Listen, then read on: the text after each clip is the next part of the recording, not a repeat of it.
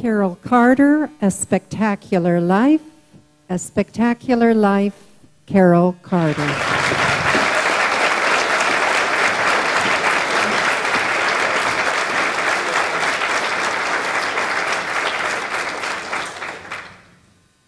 To live is the rarest thing in the world. Most people exist. That is all. Madam Contest Chair, fellow Toastmasters, ladies and gentlemen, Oscar Wilde was right. Most people exist. Oh, what a horrible word, exist. When you say it, your face scrunches up into a scowl. You actually hiss. Exist. Were any of you here born to exist? No. Neither was I. But I did anyway. When I was 17, like most of you, I had things to do. I was going to travel the world, meet brilliant, dynamic people, make this planet a better place to live, work, and play. My life was going to be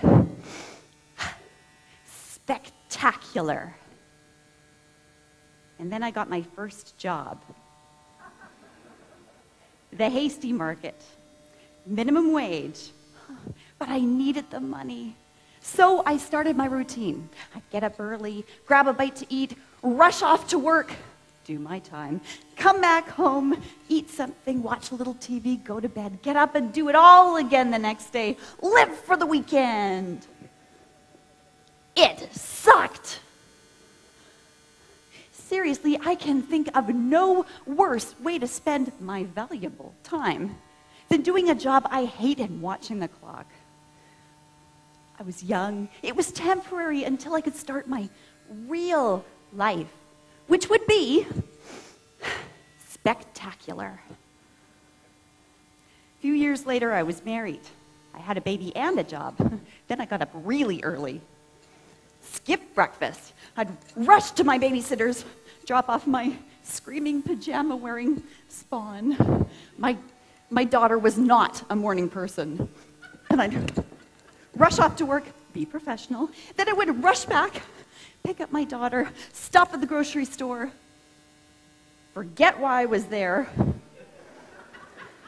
I would go home, cook, clean, do laundry, put my lovely daughter to bed, and crash on the couch in front of the TV, drift off to sleep, trusting that one day, this would all get easier, and then I could start on my real life, which would be spectacular. It did not get easier. A couple years later, I was divorced with 2 children. Routine became my friend. After a jam-packed day, I would routinely pass out on the couch in front of the TV and dream of a time that maybe, just maybe, I could kind of start to work on my real life, which would be better than this.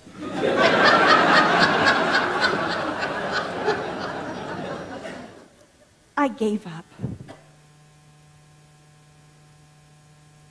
I was 27, June 5th, 1996.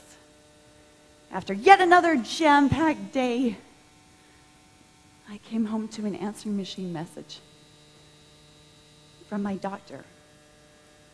I was to call right away. He wanted me to come in that evening.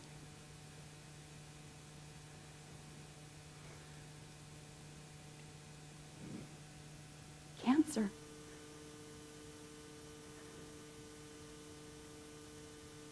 When you're told you will have surgery or you will die an excruciating, humiliating, undignified death,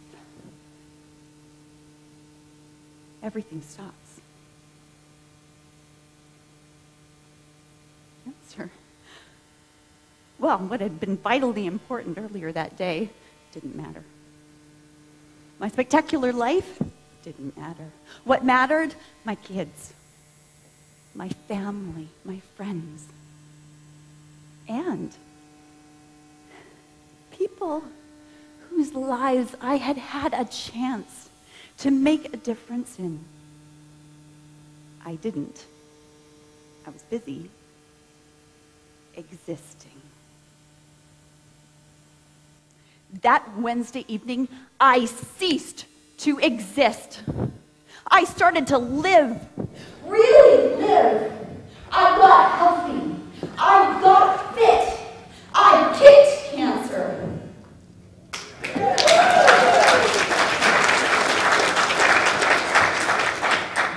Routine, TV, no time for that. I volunteered for the Canadian Ski Patrol. That's right, I did completely unpractical things because I could. I learned how to run properly. They made me trainer for my son's football team. Trainer. I taught teenagers how to sing. I wrote music for my friends' weddings. I created events that brought people together to laugh, learn, and grow. I helped church ladies have more fun. Clean fun. The weird thing was, the more I gave of my time, my talents, and my treasures, the more I found I had in me to give. And suddenly I realized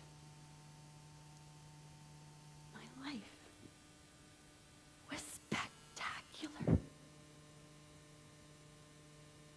Fellow Toastmasters, you were not born to exist. You were born to live.